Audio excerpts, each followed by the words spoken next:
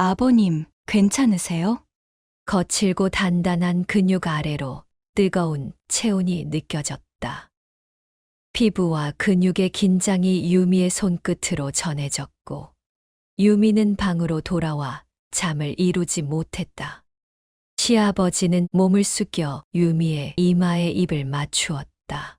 결혼 4년 차, 유미는 아직 아이가 없었다. 곁을 지켜주던 남편 현우 씨는 최근 이직과 함께 출장이 잦아졌다.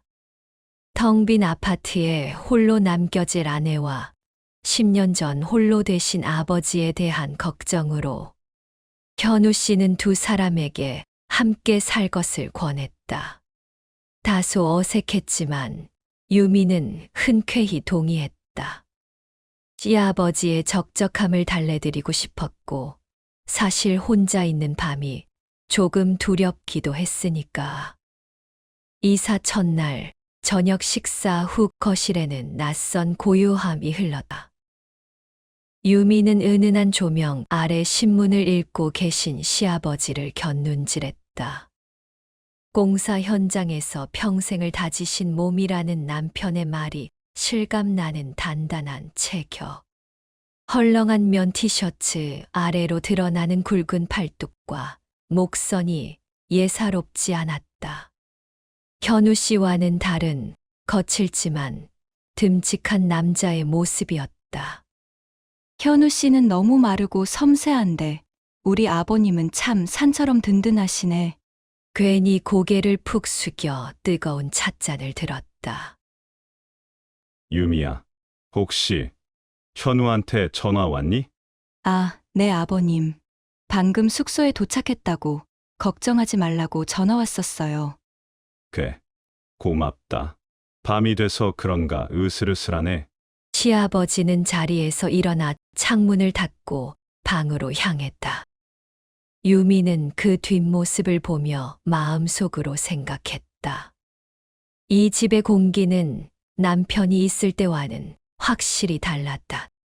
책임감과 긴장감, 그리고 아직은 정의할 수 없는 묘한 호기심이 뒤섞인 그런 공기였다. 아버님, 괜찮으세요? 남편이 없는 주말 오후, 시아버지는 베란다에서 선반을 수리하다가 손을 헛디디며 물건에 어깨를 세게 부딪혔다. 에이그 괜찮다. 괜찮아. 젊은 애들이 하는 일인데. 내가 괜히 나섰네. 그는 애써 웃었지만 어깨를 감싸 쥔 팔에는 힘이 들어가 있었다. 어딜 삐끗하신 것 같아요. 병원에 가보셔야 하는 거 아니에요? 이 나이 되면 을에 있는 일이다. 괜찮다.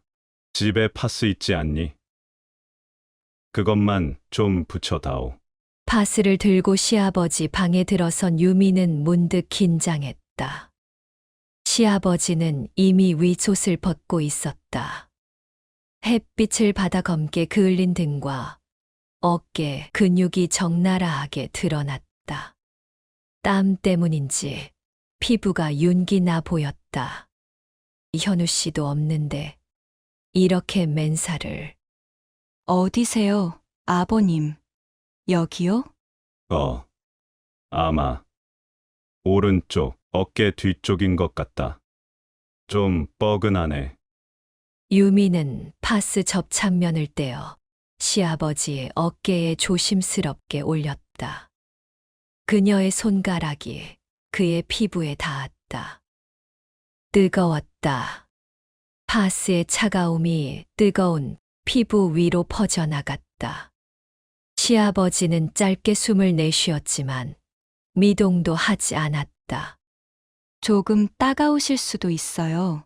파스를 꾹꾹 눌러붙이면서 유미의 손바닥 전체가 그의 근육을 스쳤다. 단단함 속에 미세한 떨림이 그녀의 손으로 전해졌다. 시아버지는 고개를 숙인 채 침묵했다. 그 침묵 속에서 유미는 문득 이것이 단순한 응급처치가 아님을 직감했다. 괜찮으세요, 아버님? 고맙다. 이제 좀 살 것 같네. 제가 어깨를 주물러 드려 볼까요? 파스만으로는 부족할 수도 있어요. 그녀의 말이 끝나자 시아버지는 천천히 고개를 들었다. 그의 얼굴은 예상보다 더 붉어져 있었고 눈빛은 흔들렸다. 그래, 주면 고맙지. 혹시 불편하지 않다면 말이다. 시아버지의 말을 듣는 순간 이미 첫 단추가 잘못 끼워졌음을 깨달았다. 그는 며느리지만 여자의 손길을 느꼈고 그녀는 시아버지였지만 남자의 몸에 대한 낯선 끌림을 인정하고 있었다. 유미는 시아버지의 뒤에 서서 어깨 위에 손을 올렸다. 그녀는 남편에게 한 번도 해준 적 없는 진심이 담긴 손길로 그의 근육을 천천히 풀기 시작했다. 거칠고 단단한 근육 아래로 뜨거운 체온이 느껴졌다. 너무 아프시면 말씀하세요, 아버님. 아니다. 시원하다. 내가 힘이 이렇게 좋은 줄 몰랐네. 시아버지는 어깨를 한쪽으로 돌려 유미에게 몸을 더 내주었다. 유미는 자세를 고쳐 잡으며 그의 목선 가까이 다가섰다. 그녀의 숨결이 그의 뒷목에 닿을 듯 말 듯했다. 조금만 더 아래쪽. 거기가 제일 뭉친 것 같다. 그의 지시에 따라 유미의 손이 그의 등에 조금 더 넓은 면적을 훑었다. 피부와 근육의 긴장이 유미의 손끝으로 전해졌고 그녀는 자신도 모르게 손의 속도를 늦추었다. 시아버지는 눈을 감은 채 길게 깊은 숨을 내쉬었다. 그 소리는 이 고요한 방 안에서 두 사람의 감정을 대변하는 듯했다. 이러면 안 되는데 왜 멈출 수가 없이 현우 씨는 이 사실을 상상이나 할까. 그때 시아버지는 손을 뒤로 뻗어 유미의 팔을 잡았다. 아픈 곳을 짚어주는 듯 했지만 그 손은 그녀의 손목을 부드럽지만 강하게 감싸 쥐었다. 확실한 의도였다. 여기. 이렇게 눌러야 더 잘 풀린다. 그의 손이 유미의 손을 자신의 뭉친 근육 위로 더 강하게 밀착시켰다. 닿지 말아야 할 두 사람의 피부가 맞닿았다. 짧은 순간 유미는 심장이 멎는 것 같은 충격을 느꼈다. 네, 알겠습니다. 시아버지는 곧 손을 놓았지만 그 짧은 접촉의 온기는 유미의 손목에 오래도록 남아 그녀를 괴롭혔다. 두 사람은 잠시 말을 잃었다. 방 안에는 마사지의 시원함이 아닌 묘한 정적만이 감돌았다. 그날 이후 두 사람의 일상은 미묘하게 달라졌다. 시아버지는 유미가 부엌에 있을 때면 굳이 싱크대 근처에서 물을 마셨고, 유미는 시아버지가 거실에 앉아 계실 때면 괜히 먼 곳을 청소하며 그의 시선 안에 머물렀다. 어느 날 밤 남편과의 통화를 마친 유미는 거실로 나왔다. 시아버지는 소파에 앉아 TV를 보고 계셨다. 아버님, 늦게까지 안 주무시고 계셨어요? 유미구나. 보고 있었지. 텔레비전이 재미있는 건 아니고.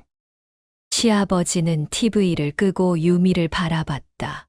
조명이 꺼지자 어둠 속에서 두 사람의 눈빛만 선명하게 마주쳤다. 그래도 아버님 계셔서 든든해요. 대답은 평범했지만 그들의 시선은 이미 평범하지 않았다. 시아버지는 몸을 앞으로 기울였다. 그날 어깨 주물러 준 것 고맙다. 내 손길이 참 좋더구나. 다시는 못 느낄 줄 알았는데. 다시는 못 느낄 줄 알았다. 그 말이 너무 아팠다.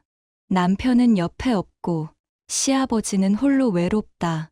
그리고 나는 그의 온기를 원한다. 저도 아버님 근육이 너무 단단하셔서 제가 도움이 될 수 있어서 좋았어요. 유미는 어색하게 미소 지으며 자리를 피하려 했지만 발이 움직여지지 않았다. 시아버지는 다시 몸을 뒤로 기대며 나직이 말했다. 유미야, 나는 내가 참 좋다. 며느리로서가 아니라. 시아버지는 말을 잇지 못하고 고개를 숙였다. 유미는 숨이 막혔다. 이대로라면 지켜야 할 선은 무너지고 말 것이다. 하지만 그녀는 그의 외로움과 자신의 욕망 앞에서 도망치고 싶지 않았다. 이 감정은 이제 멈출 수 없겠지. 시아버지가 그날 파스를 붙여 달라고 한순간 이미 우리는 돌이킬 수 없는 길로 들어섰다. 시아버지의 말은 짧았지만 그 의미는 너무나도 무거웠다. 그가 며느리로서가 아니라라고 말한 순간 모든 침묵이 무너지고 두 사람의 감정이 적나라하게 드러났다. 유미는 아무 말도 하지 못했다. 그저 그의 흔들리는 눈빛 속에서 자신의 혼란스러운 마음을 읽을 뿐이었다. 미안하다. 내가 괜한 말을 했구나. 그는 고개를 돌려 TV를 다시 켜려 했다. 어색한 공기를 깨려는 듯한 행동이었지만 유미는 그가 느끼는 수치심과 외로움을 읽을 수 있었다. 아니요. 아버님 괜찮아요. 괜찮다는 말은 거짓말이었다. 모든 것이 괜찮지 않았다. 유미는 시아버지에게 다가가 그의 손을 조심스럽게 잡았다. 그의 손은 거칠었지만 그녀의 손을 붙잡은 힘에는 애절함이 담겨 있었다.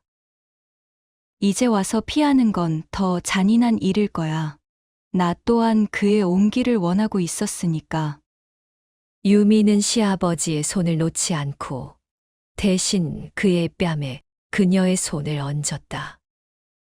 뜨거웠다. 시아버지는 그녀의 손길에 놀란 듯 눈을 크게 떴다. 하지만 곧 그의 눈은 다시 그녀의 눈빛을 향했다. 유미는 그제야 처음으로 그에게 진심을 담아 말했다. 아버님, 저는 아버님을 든든하게 생각해요.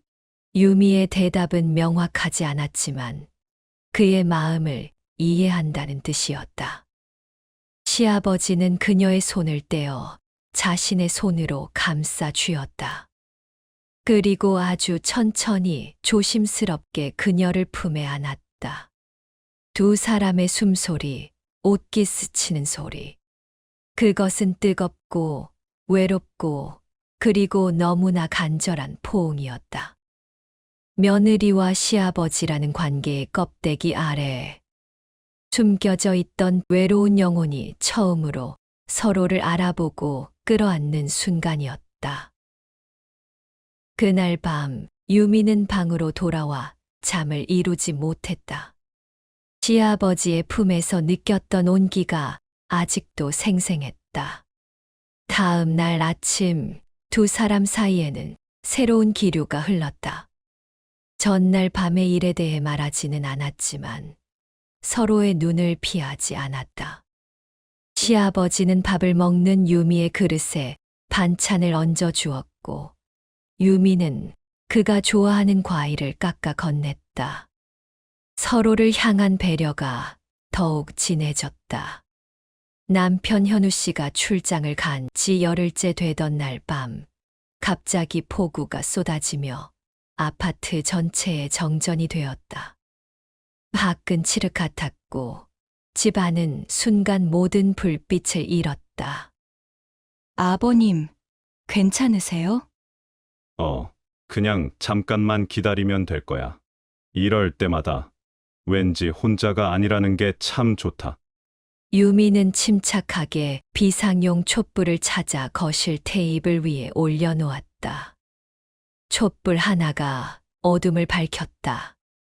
두 사람은 조그마한 불빛 아래 마주 앉았다. 밖에서는 빗줄기가 창문을 때리는 소리만 요란하게 들렸다. 그의 시선은 촛불 너머의 유미에게 고정되어 있었다. 나도 마찬가지예요. 아버님 당신의 존재가 이렇게나 크게 다가올 줄은 몰랐어요. 유미는 말없이 그의 앞에 놓인 찻잔에 따뜻한 물을 부었다. 그가 찻잔을 잡는 순간 그녀의 손가락이 그의 손등을 스쳤다. 짧은 순간이었지만 그들은 서로에게서 손을 떼지 않았다. 마치 자석처럼 끌리는 듯한 접촉. 그들의 마음은 이미 되돌릴 수 없는 곳으로 흐르고 있었다. 다음 날 비가 그치고 맑게 깬 하늘 아래 두 사람의 마음은 폭풍우가 몰아치는 듯했다. 거실 소파에 나란히 앉아 영화를 보던 중 시아버지는 천천히 손을 뻗어 유미의 손을 잡았다. 유미는 그를 바라보았다. 그의 눈빛은 흔들림이 없었다. 그 안에는 외로움, 간절함, 그리고 결심이 담겨 있었다. 유미는 그의 손을 피하지 않았다. 오히려 그녀의 손은 그의 손을 더 강하게 감싸 쥐었다. 그들의 호흡은 조금씩 빨라졌고 서로의 숨소리만이 거실을 채웠다. 점점 더 커지는 두 사람의 숨소리. 시아버지는 멈추지 않고 몸을 숙여 유미의 이마에 입을 맞추었다. 그리고 서서히 아래로 내려와 그녀의 입술에 닿았다. 첫 접촉이었다. 유미는 잠시 망설였지만 이내 모든 것을 포기한 듯 그의 입맞춤에 응했다. 그들의 입술이 서로의 온기를 나누었다. 그들의 감정은 이제 말로 표현할 수 없는 영역으로 넘어섰다. 옷깃이 스치고 거친 숨소리가 들린다. 며느리와 시아버지라는 경계가 허물어지는 순간이었다. 그들의 몸이 서로에게로 더 깊숙이 파고들었고 그들은 캄캄한 어둠 속에서 서로의 외로움을 채우기 시작했다. 아침 햇살이 창문을 비추고 있었다. 유미는 옆에 누워있는 시아버지의 등을 바라보았다.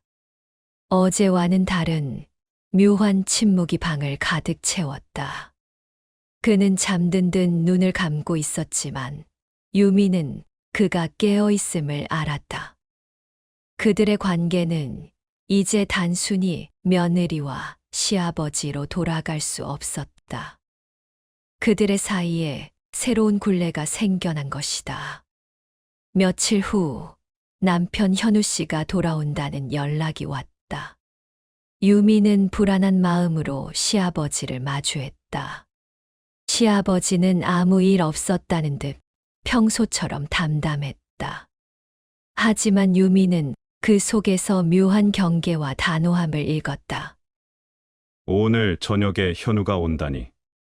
맛있는 거 많이 해놔라. 네, 아버님. 유미는 거실에 앉아 있는 시아버지를 보며 생각했다. 아버지와 아들, 그리고 아내. 우리는 이제 세 사람이 아니라 두 사람과 한 사람이 되어버렸다. 창가에 서서 먼 하늘을 바라보는 유미. 그녀의 손은 무의식적으로 배를 쓸어내린다. 남편과의 4년, 시아버지와의 짧은 한 달, 그리고 앞으로 다가올 알 수 없는 미래.